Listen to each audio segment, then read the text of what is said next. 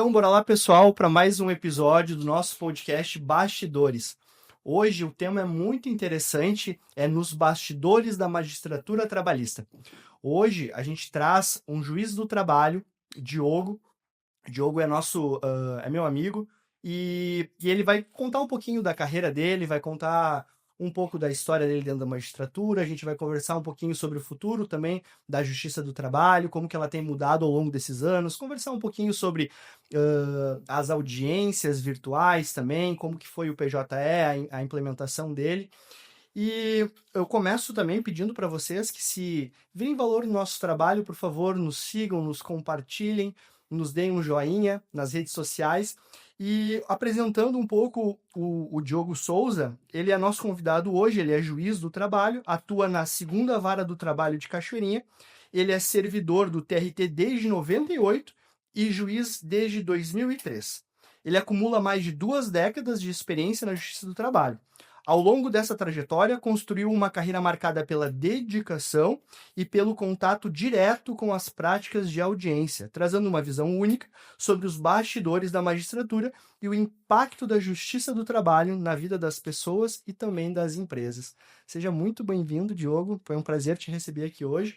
Me fala um pouquinho, me conta um pouquinho da tua história, quem que tu é, te apresenta para os nossos espectadores. Obrigado, Zac, pelo convite inicialmente, né? Agradeço a oportunidade de estar aqui conversando, batendo um papo com vocês aí, trazendo, né, um pouco da minha carreira, da minha experiência profissional, prática de audiência, nossos dia a dia, né, que não é só audiência, enfim, né, mas como disseste ali na descrição, eu entrei no trabalho em 98, em agosto de 98, então eu tô aí com 27 anos de... Entrou bem novinho, né? Eu tinha 20 anos na época. Caramba. Tinha 20 anos, né? Então eu tive 5 anos de servidor, né? Algumas das situações aí, entrei na magistratura em 2003, né? Em dezembro de 2013. Então agora, final do ano, eu completo 22 anos de magistratura. Com 25 anos na magistratura. 25 anos na magistratura e com 20 como... Te formou bem cedinho também, né? Sim, me formei... Eu colei grau em janeiro de 2002, acho que foi. Te formou onde? Eu me formei... a Justiça do Trabalho impactou nisso, né? Então, assim, é muito curioso, assim, porque eu estava no 3º ano de 2º grau, lá em Passo Fundo. Eu sou de Passo Fundo, né? Nasci lá, natural de Passo Fundo. E até o 2º semestre do 3º ano eu não sabia o que fazer da vida. Não sabia onde me inscrever no vestibular e não sei o que é. Né, eu estava meio perdido, né? Eu tive um sonho, uma época de entrar para aeronáutica. Eu tentei fazer um concurso no 3º ano de aeronáutica, me inscrevi no vestibular na URGS para jornalismo, então estava perdido. Daí chegou na hora da UPF lá me inscrever no vestibular, surgiu o direito, ter uma oportunidade de um leque de opções, não sei o que, e aí... Tua família não era do direito? Não. Tenho nenhuma vinculação familiar com direito, advocacia, nada. Então, surgiu o direito, vou fazer o direito, então, me inscrevi no vestibular da UPF, né? Nem vim fazer o jornalismo da URGS, fiz o da UPF, passei lá. E aí comecei o curso na UPF, né? E passei um ano só cursando direito, no primeiro ano, então. E a partir do 2º ano, meu pai conseguiu um emprego para mim no escritório de perícia contábil. E a perita, na época, ela fazia Justiça do Trabalho apenas, né? E aí eu comecei a ter convivência com o processo de trabalho, os processos, cálculos, laudos de instrução e tal, né? E fiquei lá por um ano e alguma coisa assim. E aí surgiu, na época, o concurso para Justiça do Trabalho, né? Para nível de 2º grau. E até falaram para eles, vai ter um concurso, de repente tu te inscreve, tudo, né? Tem uma prática já, acho que é nível de 2º grau, acho que tu consegue bem e tal. Cara, e aí eu fiz o concurso, né? Passei, né? Muito bem colocado e tal. E aí o tribunal me chamou em agosto de 98 para trabalhar em vacaria. E aí tinha terminado o 5º semestre na UPF, Passo Fundo. Aí fui para vacaria. Vacaria lá, daí houve a transferência, nossa transferência que é um campus da UX, né, de Caxias. E na transferência eu perdi algumas cadeiras que eu já tinha feito, tive que fazer. E aí, para não atrasar também a faculdade, eu fiz, acho que umas 10 cadeiras em Caxias. Então, tinha manhãs que eu cursava a faculdade em Caxias de manhã, trabalhava à tarde, porque na época eu tinha trabalho, ela atendia do 12h30 às 18h30. Então, tipo, eu dava tempo de eu sair 6 da manhã para pegar aula às 8 em Caxias, voltar, né? Sair umas 10h30, chegar para trabalhar 12h30 até às 6h30, e daí tu tinha a faculdade regular à noite, né? Então era essa rotina aí, né? E aí eu tinha o intuito de voltar a Passo Fundo e tal. E aí no último ano da faculdade, eu conseguia a transferência para Passo Fundo, mas daí como faltava só o TCC, né, que eu estava de conclusão de curso, eu permaneci lá em Vacaria, né? E eu ia uma vez por semana lá para fazer esse acompanhamento, né, com quem, né, me auxiliava na monografia. E aí voltei a trabalhar em Passo Fundo. E aí, concomitantemente, abriu o concurso para o nível superior de analista judiciário, do TRT. E aí eu me inscrevi, fiz, só que eu não tinha a formação superior ainda, né? Então, tipo, eu fiz, digamos, são de 6 a 10 meses antes da formatura. Fiz a prova, prestei a prova. E eu passei numa colocação intermediária, né? Que também me ajudou, porque eu não tinha a formação. Né? Se fosse chamado antes, não teria... Teria perdido, né? Então, aconteceu que eu me formei, tipo, em janeiro ali, e me chamaram para o concurso em fevereiro, de analista. Eu já tinha diploma e tal, eu assumi, daí lá e Passo Fundo já e tal, né? E daí eu tinha essa expectativa da magistratura, e eu fui ver formas de estudar, fazer um curso, alguma coisa assim. E na época era muito forte a FEMARGS aqui em Porto Alegre, né? Que é a Escola da Magistratura do Trabalho, né? Que era junto com a Matra, né? Nossa associação. E aí eu tinha um sonho, de repente, pegar uma transferência e trabalhar no tribunal aqui para poder cursar esse curso. E aí surgiu a oportunidade de eu vir para o tribunal em 2003 e fazer esse curso, né? Que tinha duração de um ano, né? Começava em março até dezembro. E aí, concomitantemente, daí em 2003, ali, eu me inscrevi na FEMARGS e abriu o concurso para magistratura, também em março de 2003. E aí eu fui fazendo, né? Fiz a prova objetiva, né? Que na época não tinha ponto de corte, não tinha, né, o que tem hoje, né? Então, tu tinha que fazer a média 5 ou 6, na época.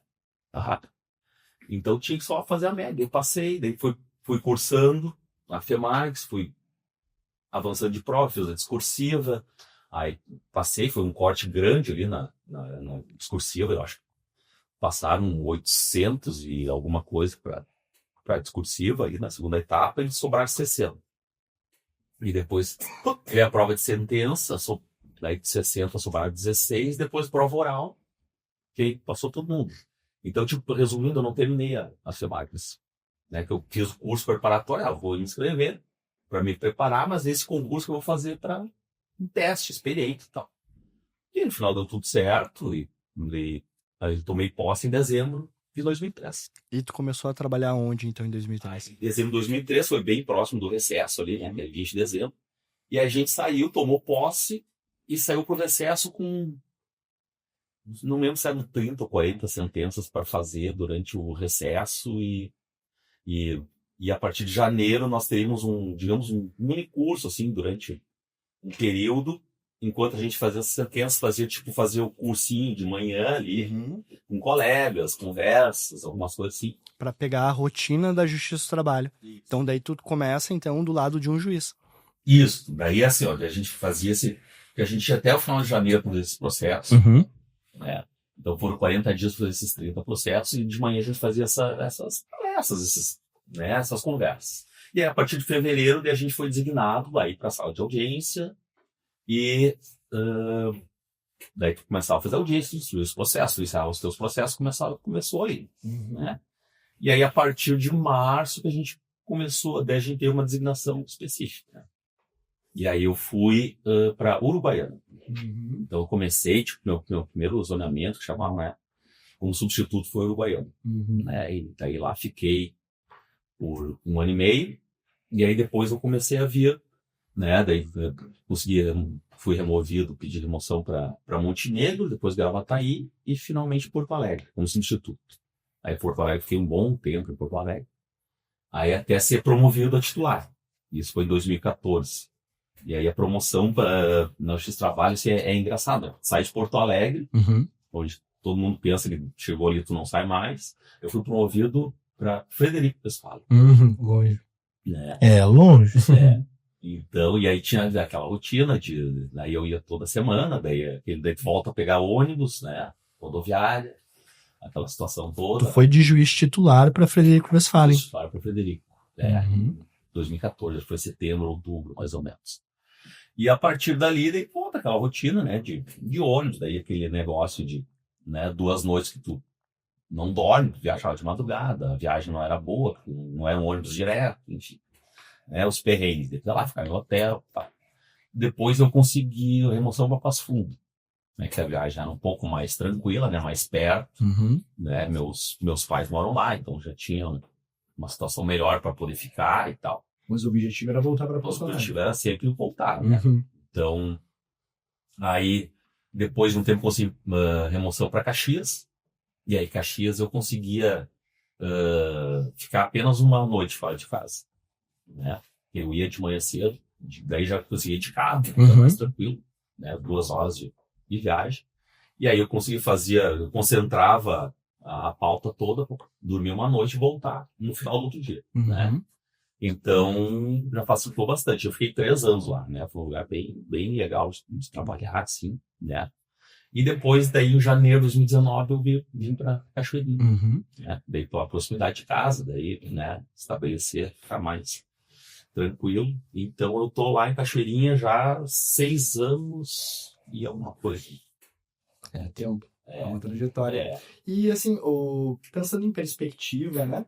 Porque, claro, conhecendo a tua trajetória, me soa que tu foi colocado, né? A vida foi se moldando pro direito do trabalho, Sim. né?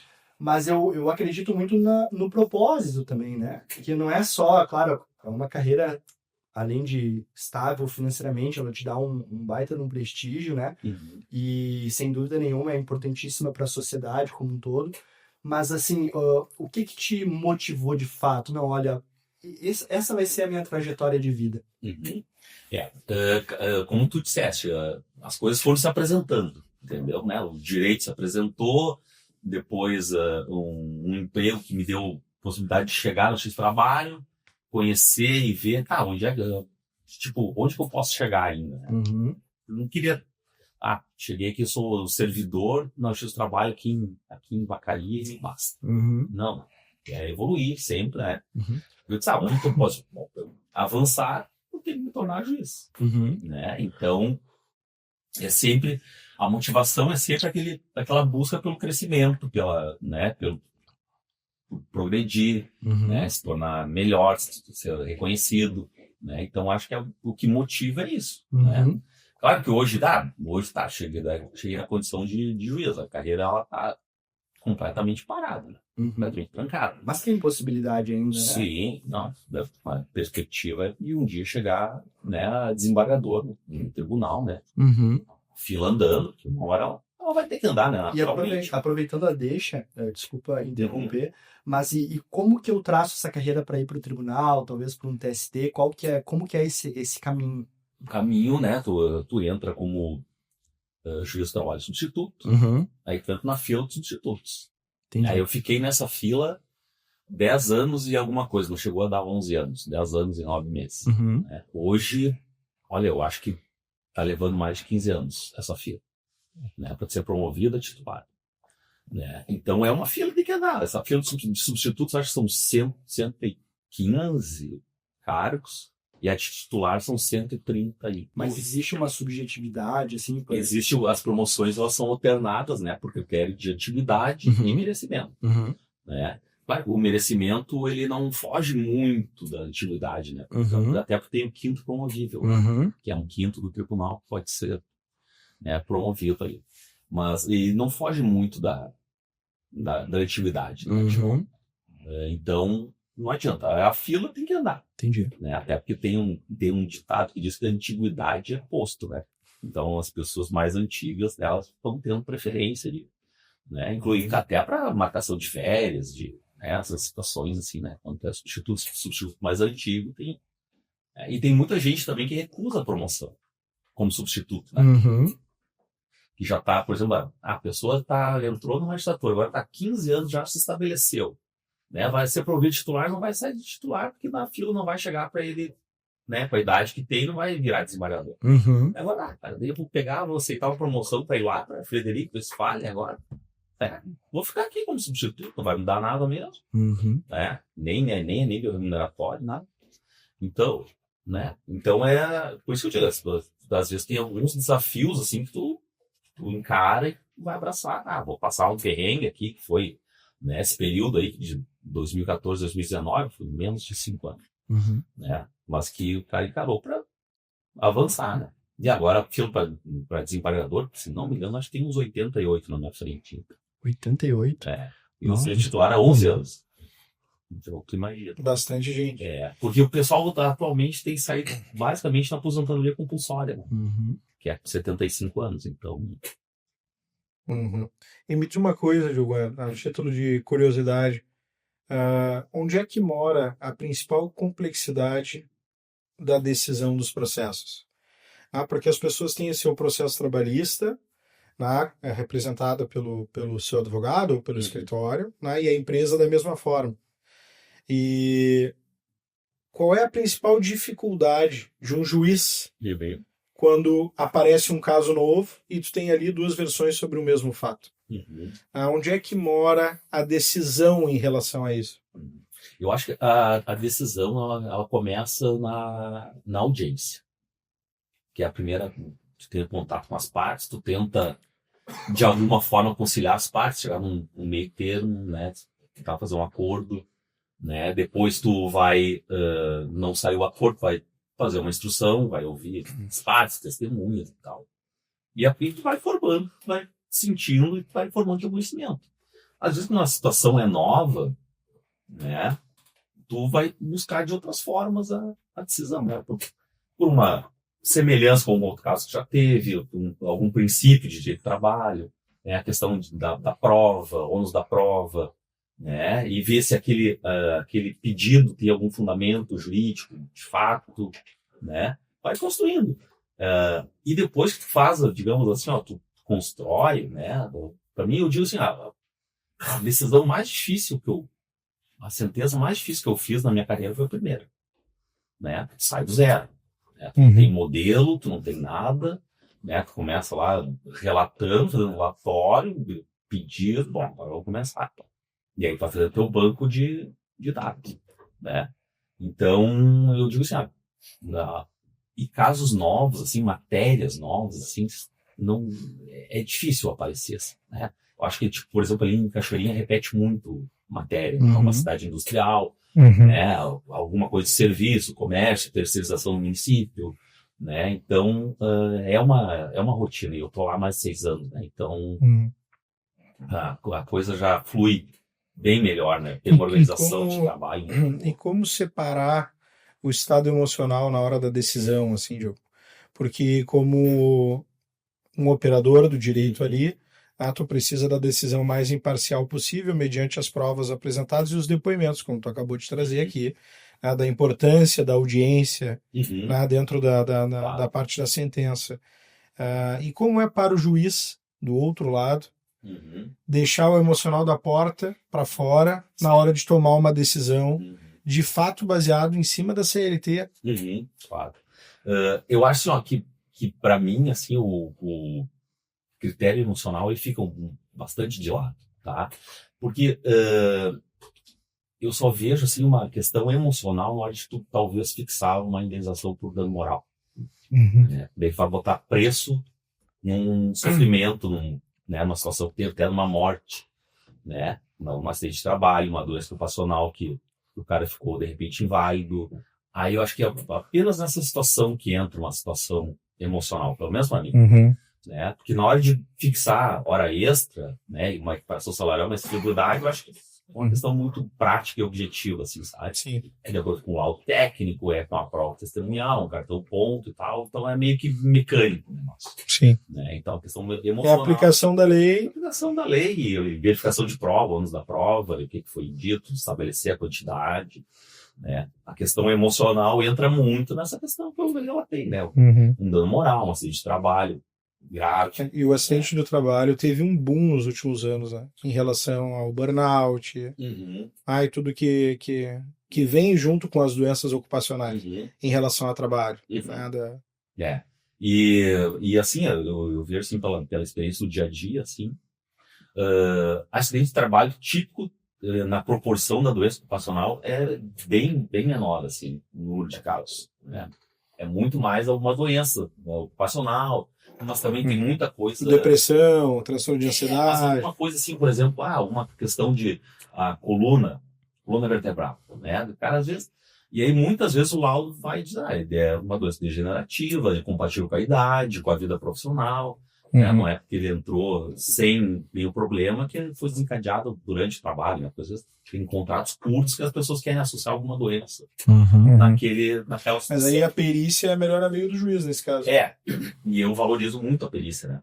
Porque eu digo sempre, às vezes chega lá, tem uma doença ocupacional, tem uma ligação de problema na coluna. Aí vem um médico, né, que estudou não sei quantos anos para ser médico, e vai dizer, não, essa doença não tem nada a ver com o trabalho, é uma doença degenerativa, hereditária, enfim, alguma situação assim, né? E eu não sou médico, eu não vou dizer que não. De repente, né, pode ser assim, pode ser assado, né? Às vezes também vem a prova que vai fazer, a parte que vai fazer prova contra o laudo.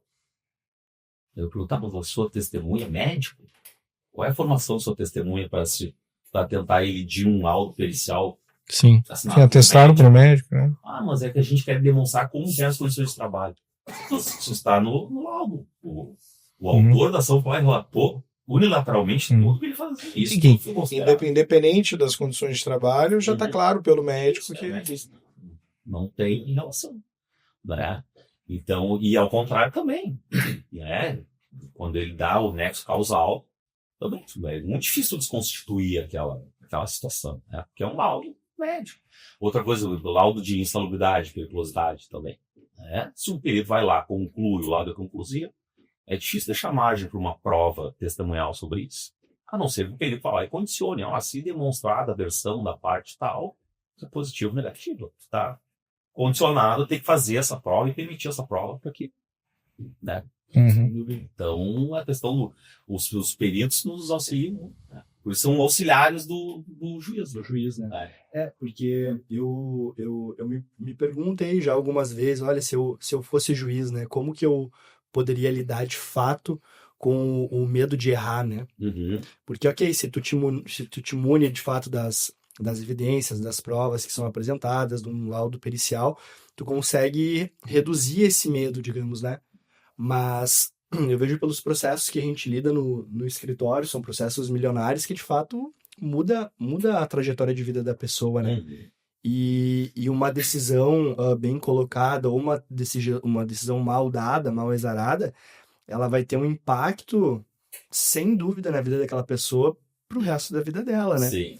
E eu acho desafiador, assim, eu acho acho legal a forma que tu aborda, né? Não, olha, eu vou ter que deixar o sentimento ali na porta de fora, porque se não, até às vezes acontece, quando eu fazia as audiências trabalhistas, né? Às vezes aquela empresa pequena também, o cara não tem conhecimento nenhum de nada, ele não apresenta a defesa, ele tá ali, às vezes vai até sem advogado, tu vê, mas... E te dói no coração, mas eu preciso... Existe um Estado de Direito que precisa ser cumprido. Tem que ser cumprido, né? Perfeito, né? E o próprio processo é uma forma de eu tratar as pessoas iguais, né? Porque, olha, o prazo é esse, então todo mundo é igual perante a lei, digamos assim, né? Mas é desafiador, mas tu acaba realizando todos os dias audiências de instrução daí, né?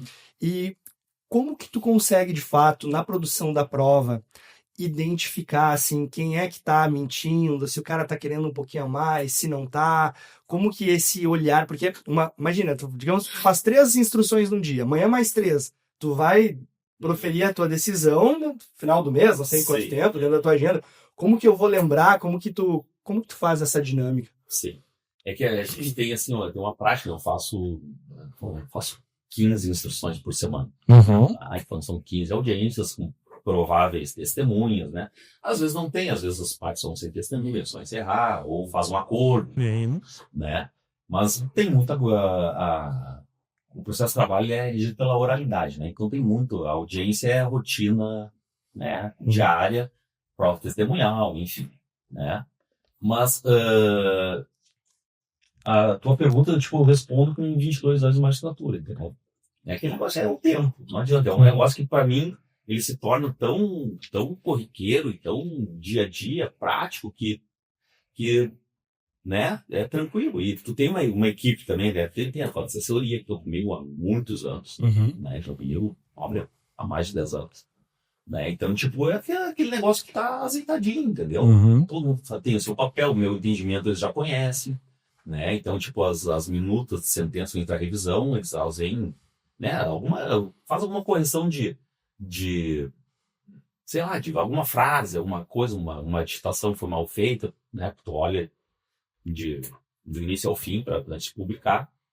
Mas entendimento, sim, é muito difícil, assim, eu não concordei com isso daqui. Né? Então, é a experiência, é a forma de tu organizar teu trabalho, né? Hoje eu vou a Cachoeirinha fazer as audiências 3 vezes na semana, né? Organizei a pauta dessa forma e para possibilitar esse trabalho de uma forma mais, enfim, organizada, né? Eu consegui também fazer minhas coisas do dia a dia, né? Então, é um tempo que te dá essa experiência e essa organização, né? E aí, como eu parei também de ir para lá e para cá e ter que começar a organizar tudo de novo, né? Cada lugar que tu vai, tu começa um trabalho do zero com a tua equipe, então, eu estando lá em Cachoeirinha já há mais de 6 anos, todo mundo já tá entrosado, entendeu? Então, agora é só manter. E eu acho que, em cima dessa pergunta que o Isaac fez, tu vai te habituando a conhecer as pessoas, né? Eu não tô falando nem da equipe, eu tô falando em relação a trejeitos do reclamante, né? Ou da reclamada que tá ali, né? Claro. Não, e a questão da testemunha também, né? Às vezes tu vem assim, tu termina a audiência, eu disse, mas você quer testemunha do autor do réu, assim, parece que o autor que trouxe, mas bem de surpresa, né? Então, tipo, às vezes tu é surpreendido, assim, no dia a dia, assim, bom, agora ele vai fazer a prova. Ele, não, além de não fazer a prova, enterrou, né? A possibilidade que tinha, né? Então, tem muito isso, é muito dinâmico, é muito... Cada audiência é uma audiência. E tu acredita que entre as partes, assim, existe um interesse na busca pela verdade de fato? Ou as partes, elas acabam se interessando realmente só ao seu quinhão? Pela sua tese. Eu digo assim, né? Se ninguém estivesse alterando a verdade dos fatos, a gente não precisava ouvir prova testemunhal. Todas as matérias seriam de direito. Né? O fato é este. Quem tem direito a quê? Só houve testemunha porque um dos dois lados está alterando a verdade dos fatos. Né? Não precisaria. Sem dúvida. Então, cada um busca o seu interesse. E como que tu enxerga a trajetória da Justiça do Trabalho ao longo desses anos, né? Que teve a reforma trabalhista, né? Alguns governos sempre querem alterar uma coisa aqui, uma coisa ali e tal. Tu acredita que ela vai acabar? Que ela vai continuar? Tu acredita que essa parte da digitalização, né? De a gente ir para o digital, isso é algo positivo? As audiências virtuais, questão do PJE também, né? Qual que é a tua visão sobre essa trajetória? Olha, tipo, como eu falei, né, cara, eu tenho 27 anos de casa, né? Então, mudou muito, né? Uma coisa que mudou bastante foi o tamanho dos processos, né? Tipo, lá em 98 o processo era de um jeito e muda também de acordo com as comarcas que tu vai, né? A forma de advogados do local, né, que predominam, varia muito de lugar para lugar. Mas o volume de processos e também o volume de pedidos dentro do mesmo processo, né? Então isso subiu muito, né? Até 2017. Né? 2017, quando houve a reforma trabalhista, né? Aí deu uma freada forte, né? Diminuiu o número de processos e o tamanho dos processos, né? Em razão da questão da sucumbência, das custas, né? De tentar pôr um freio, realmente, Uhum. né? Eu acho que foi esse o objetivo, né? Tentar pôr um freio nas demandas, no tamanho, no custo. Tu acha que era necessário esse freio? Era necessário, Uhum. eu entendo que era necessário. Uhum. Mas devido a julgamentos, entendimentos, enfim, de muita inconstitucionalidade nessa reforma trabalhista, Uhum. né? Então se afastou essa questão da sucumbência, da justiça gratuita, né? Todo, digamos, o risco que, de certa forma, por um tempo teve, Uhum. o autor da ação deixou de ter. Né?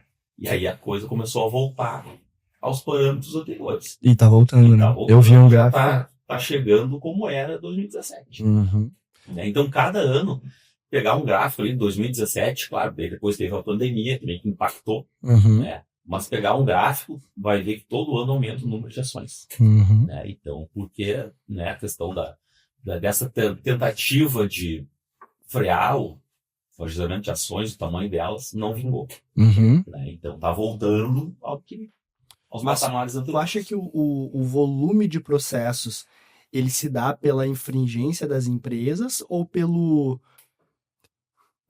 uma digamos assim, uma tentativa de enriquecimento do reclamante? Não em casos específicos, Sim, é óbvio, claro, né? Mas eu digo assim de forma geral, porque se antes tinha um freio, Uhum. né? Esse freio foi tentado, houve a tentativa de se colocar esse freio, e a pessoa, ela teria o direito, mas com medo de desembolsar um valor, daí de fato ela não, olha, eu acho que eu não vou nem arriscar e vou buscar o meu direito. Uhum. Ou de fato, cara, isso aqui eu sei que não é verdade, então é melhor eu nem correr atrás. Assim. Uhum. É uma linha tênue que separa o freio, ou como tu disseste, o freio em relação às ações Uhum. trabalhistas e inibir Uhum. o colaborador de buscar aquilo que de fato tem direito. Eu sei. Mas aí eu acho que aí passa pela orientação do advogado. Do advogado, do né? contrato, né? Ele tem que fazer esse filtro. O trabalhador lá, devendo do show de fábrica, e chega lá no escritório, vim aqui para ver, porque eu trabalhei há tantos anos, né? Eu fazia hora extra, não me pagavam, Uhum. eu mexia com graxa, não recebia salubridade. Uhum. E aí, talvez na entrevista, o advogado também instiga, mas não tinha alguém que ganhava mais que tu fazendo a mesma coisa? Uhum. Como é que era teu uniforme?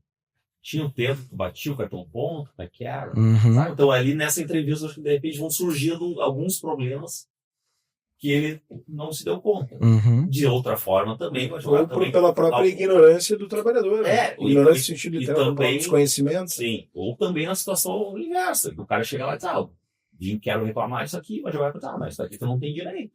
Mas talvez isso aqui. Uhum. Eu acho que passa também muito por esse filtro do advogado Uhum. na hora de ajuizar a ação.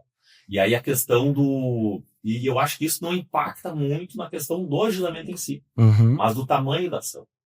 Se vai ser uma ação com 3 pedidos, vai ser uma ação com 15 pedidos. Não tem sentido. Uhum. Faz todo sentido. Então, essa é a situação. Né? Então, é o filtro do profissional do direito, do advogado que vai fazer.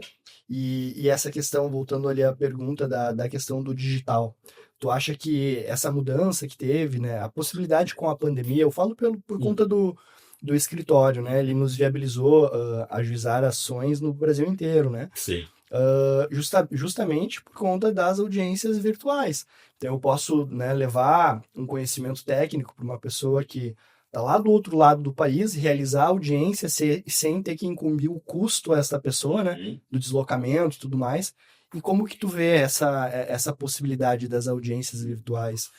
Eu acho que a gente tem que remontar um pouco atrás, que foi o surgimento do processo eletrônico. Uhum. Foi uma revolução, né, na questão do trabalho. Uhum. Né? Como toda novidade, ela tem uma resistência de pessoas normalmente mais antigas e tal. Mas, para mim, foi uma maravilha. Né? Porque tu imagina, eu que, por exemplo, comecei lá em Uruguaiana, ver que pegava ônibus e não sei o que e tal. Né? Cara, eu vi o primeiro episódio lá da posse, né, em 2003. Cara, eu saí pro recesso 40 dias e enchi um porta-mala de carro de processo. Né? Não se gostava do processo eletrônico, né? Então, tipo, era aquele negócio do escritório de advocacia, daí tinha um protocolo, fazer carga de processo. Vai com carrinho. Carrinho pra lá, pra cá, sabe? É um negócio que modificou totalmente, né? E o processo eletrônico, depois, claro, houve com a pandemia que surgiu essa questão. As audiências, elas não podem parar. não podem, os processos não podem parar, então vão achar uma forma de viabilizar isso. Né? E aí começaram a surgir as audiências virtuais, presenciais. Uhum. Né? E como tu disseste, né, eu faço as minhas audiências lá de Cachoeirinha, vou lá 3 vezes por semana, mas minhas audiências são 100% telepresenciais. Né? Então eu e o meu secretário de audiência estamos lá no foro, e as partes, advogados e testemunhas, estão nos seus escritórios, em casa, às vezes estão dentro de um carro, eles param para prestar o depoimento. Uhum. Né? Então essa dinâmica assim, de evitar o deslocamento, o tempo de espera no saguão. Né? Então é uma coisa muito... Às vezes eu saio assim, o meu colega ele prefere fazer o presencial. Uhum. Então tem dias que eu saio, o saguão dele tá cheio, as pessoas estão lá paradas, né, esperando uma audiência, né? Então, mas hoje cada um faz de um jeito, né? Uhum. Então, a gente faz presencial, a gente faz telepresencial, a gente faz híbrida, a gente faz ata de audiência, a gente grava depoimento, então é meio que cada um por si, assim. Eu acho que deve ser bem difícil, assim, essa Complexo. despadronização, né? Mas essa questão da audiência virtual, por exemplo, né, ela possibilita que o cara esteja... Às vezes faz audiência e não tem ninguém na mesma cidade. Uhum. Né? Tem um aqui, um ali. Isso possibilitou também escritórios de fora do estado, né, prospectar clientes aqui, Uhum. né, os daqui trabalhar lá. Uhum. Né? Então, acho que é uma inovação e tal, mas como toda inovação tem uma resistência. Uhum. Né? O pessoal fala muito na questão de maquiar a prova, de adulteração, Cara, isso aí sempre aconteceu. Uhum. Mas quantas vezes o cara viu no saguão do negócio, o processo mostrando a testemunha. Claro. Não é o presencial ou virtual que vai mudar. Né? Que vai mudar. E assim, o processo virtual, as audiências, né, ela enterrou a carta precatória e a carta rogatória. Sim, né? Em relação à precatória fora do estado, rogatória fora do país. Né? A gente vê muito isso no escritório, de clientes que muitas vezes saem das empresas e aí vão tentar uma vida nova em Portugal, né, na África do Sul, na Austrália, e isso não impede que elas recorram aos direitos delas mesmo morando em Sydney. Né? Então elas fazem audiência virtual lá de Sydney, no processo aqui no Brasil. Então isso é uma... fuso horário. Exatamente. Vai fazer audiência de madrugada, mas vai fazer, né? Mas então é extremamente benéfico, né? E tu enxerga que não há nenhum prejuízo, assim, Diogo, como tu acabou de dizer aqui. Às vezes entra ali uma testemunha e o cara tá no carro. Né? Tu não acha que pode acontecer uma falta de atenção, alguma coisa, passar? Tu enxerga que isso não é um problema? Não, isso não é um problema. Às vezes a dificuldade que tu encontra é de conexão na internet. Às vezes né, o cara não tem uma internet adequada, né? Não tem um celular adequado, né? Mas aí, como tu opta por esse tipo de audiência, também tem que optar por ter uma tolerância nessas situações. Claro. Cara, que tá ruim, tá difícil. De repente, vamos adiar uma data próxima aqui. O procurador pega a testemunha para se ouvir no escritório, alguma coisa nessa situação, para possibilitar que seja coletada a prova que, de forma que fique compreensível para todo mundo, né? Então, tu tem que ter uma tolerância, porque, de certa forma, ainda é uma novidade para muita gente. Então, tu tem que ter jogo de cintura. Sem dúvida. Como eu disse, assim, para o escritório foi emblemática essa mudança, foi uma mudança de paradigma. E como tudo na vida, de fato, tem os lados positivos e negativos, mas numa ponderação, sem dúvida nenhuma, né? Que traz mais benefícios às partes, né? E a própria ao acesso à justiça, né? E eu acho super interessante essa dinâmica da justiça do trabalho, de como que se produz a prova. Eu sou suspeito para falar, porque é o meu trabalho em si, né? E eu viajei o Brasil inteiro, realizando audiências e tudo mais, conheci diversos juízes. E daí eu te pergunto, até pela deixa, tem algum caso assim emblemático, alguma história durante esse tempo que tu ficou na magistratura que tu te lembra assim para contar pra gente? Só voltar ali, que você falou do acesso à justiça. Acesso à justiça, nessa linha, eu vejo assim que é uma situação muito ampla, né? O acesso à justiça não é só ser gratuito, né? Tem que possibilitar, né? Cara, hoje não tem como estar presente lá em Cachoeirinha. Tô aqui, tô trabalhando em Sapucaia, no Hamburgo. Você ouvir aqui, isso é permitir um acesso à justiça, né? De forma ampla, né? Não é só isento de custos, né? Então, é isso. E assim, exemplos de rotina de audiência, assim, são muitos, né? Cara, é muito vasto, é muito tempo, assim.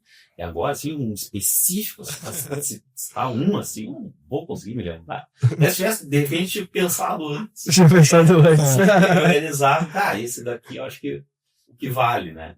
Mas são muitas situações. Assim. Eu acho difícil, porque o juiz, o magistrado, na primeira instância, ele tem contato direto com as partes, né? Mas a segunda instância não, né? E eu acredito que tem uma baita dificuldade, né? De como que eu realmente vou entender a nuance da prova ali, né? Só pela leitura de uma ata, né? Isso. E como constar na ata, às vezes uma palavra diferente, né? Uma palavra mal colocada, uma vírgula numa redação. Muda completamente o contexto. Muda completamente o contexto, né? Então, e essa inovação, os desembargadores, acho que eles têm bastante dificuldade em aceitar essa forma, por exemplo, que eu faço da audiência, tá? Eu tenho todas as ocorrências, delimitação de prova, registro de presença, deferimento de prova, indeferimento, né? Tá tudo lá. Agora, o que não tem ata é o depoimento em si, né? Então, a instrução, perguntas e respostas com testemunho, elas são gravadas e é disponível disponibilizado no arquivo que vai estar em mídias, né? Então, para fazer a sentença, vai ver o depoimento. E aí, para mim, resolve muito essa questão. Não foi isso que ele quis dizer. Isso. Ele não disse isso. Isso aquilo não foi registrado. Então, tu perdia muito tempo nesse, digamos, bate-boca para fazer a ata. Registra. Mesmo sem ser perguntado, isso aí. Né? E aí, isso também, e aí a gravação facilita também para o desembargador depois, para ver a prova. Como tu disse, ele tinha só um pedaço de papel. Tinha a reação da testemunha, os trejeitos na hora da resposta. E que agora tem. Né? Tem olha e tal. Claro, o volume de processo é absurdo, né? Para assistir todos. Assistir tudo, né? Então é difícil, eu compreendo, assim, né? Mas a dinâmica, para mim, a assessoria, para a assistência ali, funciona. Mas ao mesmo tempo, por mais difícil que seja a dinâmica, está disponível, né? Sim. Então essa é a questão da utilização. E como tu acabaste de dizer, aí o Isaac também trouxe, às vezes não é só uma palavra. A própria entonação da voz que a testemunha vai utilizar, o reclamante, a reclamada, ela muda o contexto da resposta. E para mim, assim, uma coisa que facilita muito, assim, como é que faz tudo para sentença, para lembrar? Às vezes, assim, eu vejo assim, que às vezes não tem nexo que a pessoa está dizendo, né? Dizendo, que não era... podia registrar hora extra? Não podia, tinha que bater a saída e voltar a trabalhar, não sei o quê. Aí eu pego lá no cartão ponto, assim, e falo no vídeo, né? Apenas para registro para posterior aprovação de sentença, aqui no cartão ponto do dia tal, tem registro de 2 horas extras, no dia tal, tantas horas extras, o que contradiz o depoimento da testemunha, deu? Uma outra pergunta e prossegue e tal. Para eu lembrar depois, deixando gravar no vídeo, que de fato ocorreu. Porque se a testemunha falasse, né, não, registrava a hora extra, algumas, né, já muda. Se botou... nunca para sempre, muito forte. Exatamente, essa que é a dificuldade do...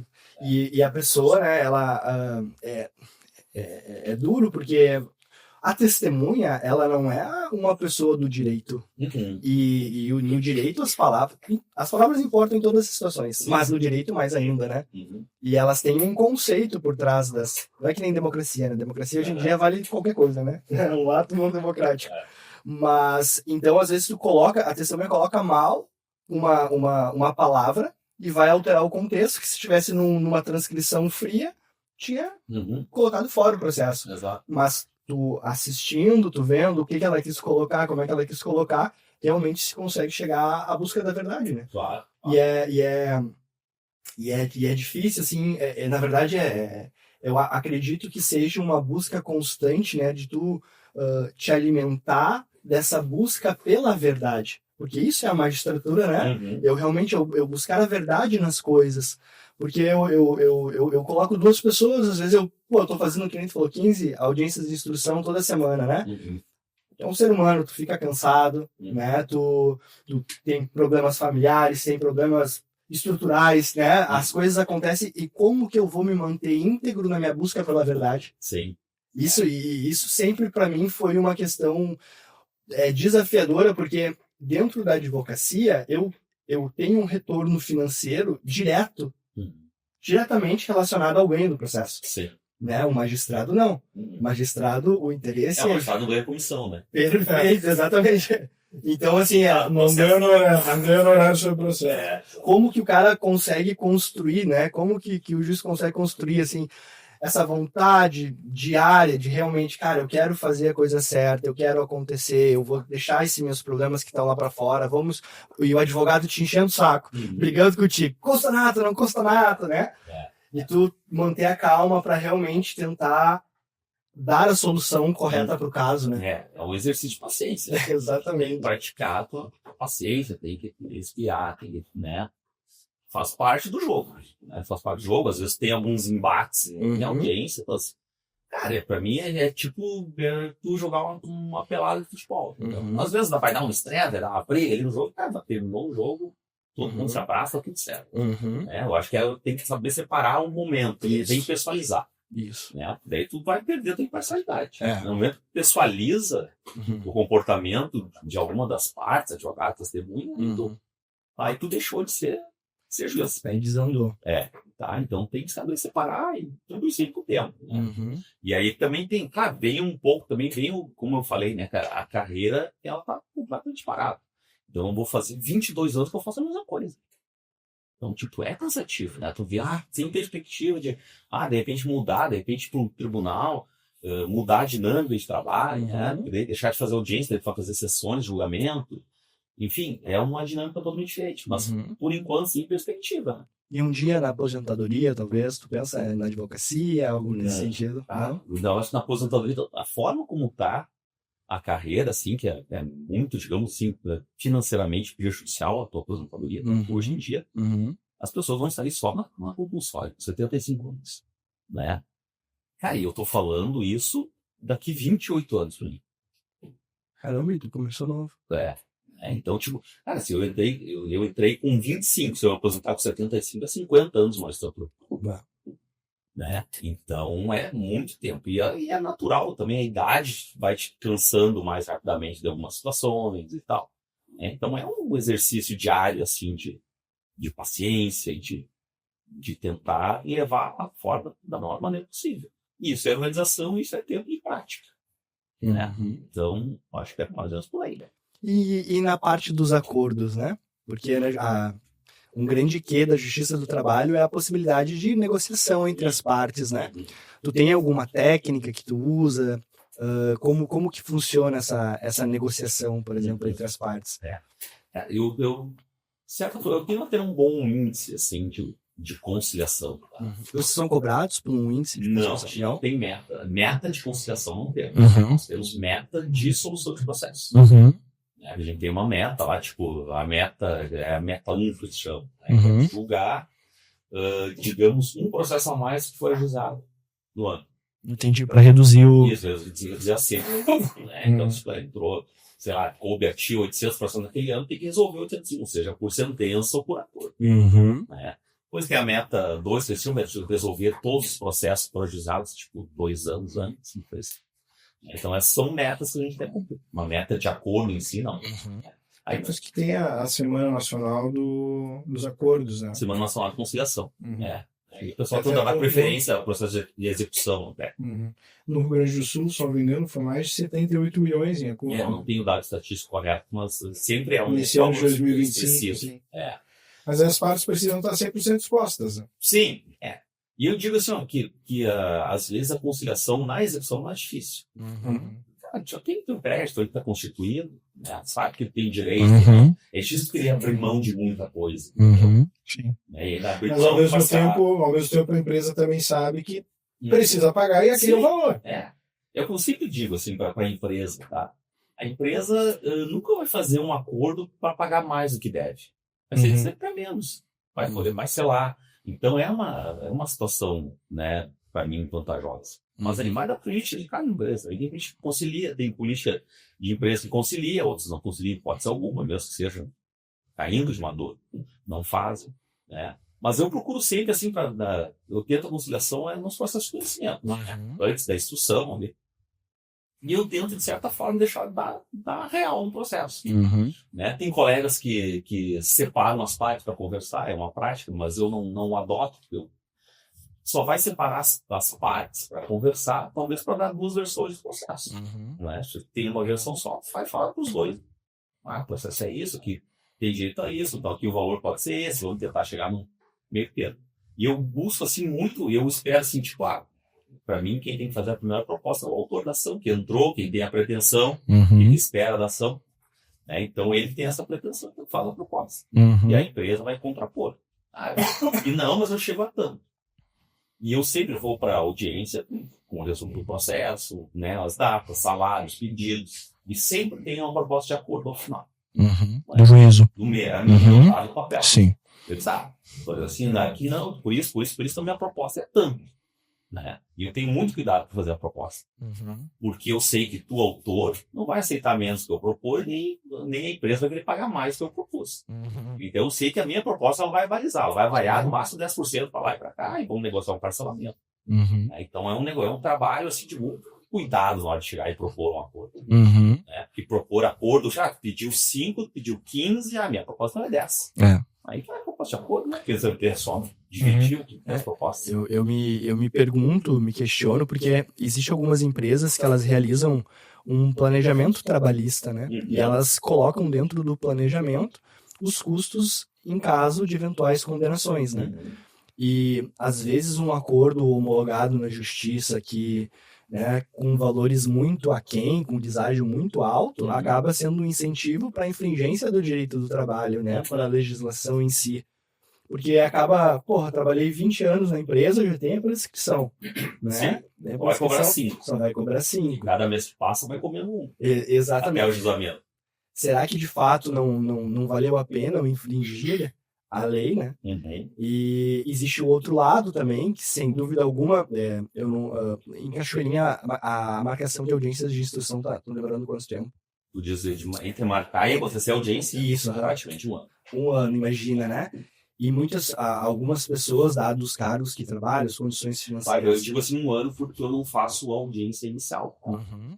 A empresa contesta em secretaria, dá o prazo do CPC para contestar. Aí é dado vista dos documentos, às vezes tem uma perícia para fazer e tal. E daí quando o pessoal está pronto para a discussão, aí ele vai para a palavra. E então a realização, a homologação de um acordo com deságio muito alto, acredito que sirva de incentivo, né, para a empresa continuar infringindo os direitos do trabalho, né? Sim. Então isso é um jogo que mas eu acho que faz parte do jogo. Faz parte do jogo. Sem dúvida alguma. Então. E deixa eu te perguntar agora, tu falaste, tu realiza a primeira audiência inicial, né? Não faço. Tu não faz a inicial, tu já marca para instrução. Eu dou o processo, eu intimo outra parte apresentar a defesa para os 15 dias. Eu dou defesa, dou os documentos, eu dou vista para outra parte. Aí outra parte vai lá, vai se manifestar, deu verdade. E tem um pedido de insalubridade, né? Periculosidade. Então vamos ir uma perícia. Sim. Faz a perícia, as partes se manifestam, bom, isso tudo em secretaria. Tudo em secretaria. Esgotou prova documental, esgotou prova pericial, tá faltando só a prova eventual testemunhal. Aí eu digo se as partes têm alguma prova para produzir, eles vão ver se vão querer audiência ou não, vão querer fazer prova testemunhal ou não. Se eles não querem prova testemunhal, digam uma audiência de conciliação antes do encerramento, ou então audiência de instrução. De instrução. Então a possibilidade de eu conversar com outra parte acaba surgindo lá na audiência de instrução. Claro que muitos não, mas acontece, né? De os advogados, as partes conversarem. Claro, sim. Durante o processo, peticionarem, né? Uma petição de acordo, ou um acordo que eu despacho. E aí nem tem contato. Sem dúvida nenhuma. Mas existe a possibilidade do juiz não concordar com aquele acordo. Existe, mas é difícil.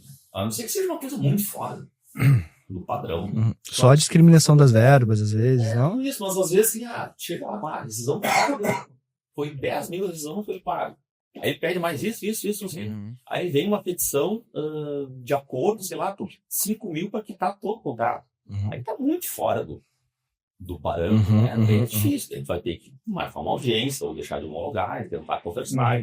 Para entender o que se busca, né? Né? E aí tem, embora tu não tenha que, digamos, cuidar das partes, mas alguma situação às vezes tem que prestar atenção, né? É uma quitação que a pessoa vai homologar aquele acordo, ela nunca mais vai reclamar nada, não tem mais de reclamar. Né? Então, acho que é por aí. E o futuro da justiça do trabalho, tu enxerga ela de que forma? Tu enxerga a gente voltando ao passado? Em que sentido? No sentido daquele volume altíssimo de processos? Eu acho que a gente já atingiu. Isso a gente já atingiu, né? E agora também com esses novos... essas questões de inteligência artificial, eu acho que, né, também vai influenciar no orçamento, até na produção, talvez, de sentenças, petições, enfim, né? Eu acho que ela vem crescendo já esse orçamento. Mas tu vê um movimento, assim, por exemplo, de flexibilização dos direitos das regras do trabalho, ou tu acredita que... Eu acho que assim que é uma tendência, porque, né? Porque, tipo, tem regras que foram criadas lá na década de 40, né? Não se aplicam mais, não cabe mais. Então, acho que tudo é uma evolução. Assim, uma evolução do direito processual tem que ter do material, a questão a forma de fazer audiência, a forma do processo em si, deixou de ser físico, eletrônico, acho que tudo é uma evolução, né? E a justiça do trabalho, o pessoal, quando fala da justiça do trabalho, vai acabar, não sei o que e tal. Talvez, eu não vou dizer que, tipo, não acabe no dia, não sei, mas os conflitos vão permanecer. O conflito entre patrão e empregado sempre vai existir. E alguém vai ter que julgar. Não vai ser justiça do trabalho, vai ser outro. Mas o litígio em si nunca vai deixar de existir. É impossível. É impossível, né? Então, pode tentar mudar a forma. Vai precisar, no mínimo, um técnico em TI para revelar a inteligência artificial da empresa. Então, a relação humana vai continuar ali, né? O provável litígio, né? Os conflitos surgem daí. E tu acha que é possível uma inteligência artificial atuar até algum momento na justiça do trabalho, por exemplo, auxiliando de alguma forma, nem que seja numa transação? Olha, a gente tem eu ainda não fiz o curso tal para fazer. Eu acho que é o Galileu ferramenta que eles usam. O pessoal que usa fala muito bem, só que ele não decide, não toma nenhuma decisão. Ele estrutura, faz relatório, né, da tese das partes, ele monta o esqueleto para ti. Agora, decisão, fundamentação, ele não faz. Então, ele fazia analisar a prova, aí é tudo mentira. Mas ele auxilia muito no volume, por quê? Se tu relatar, botar tese, fazer esqueleto, montar, perde um tempo considerável. Né? Então, tipo, já tá com o negócio pronto, é só fazer a fundamentação e decidir, é muito mais rápido. Ele faz a estrutura. Ele faz o relatório, as teses das partes, ele já monta, já bota os pedidos que tem, a insalubridade, hora extra, não sei o quê, e bota as teses das partes, e aí tu entra a partir dali desse ponto. E já é uma realidade a utilização disso. Sim. Até dentro desse ponto onde tu trouxeste, que é da gravação da audiência por completo. Né? Hoje em dia já tem inteligência artificial que faz um resumo geral de tudo que aconteceu naquele vídeo. Sim, tem. Então, assim, uma audiência que levou 3 horas, tu consegue ter um relatório sobre ela em minutos. Através da inteligência artificial. E aí vem para colaborar, claro.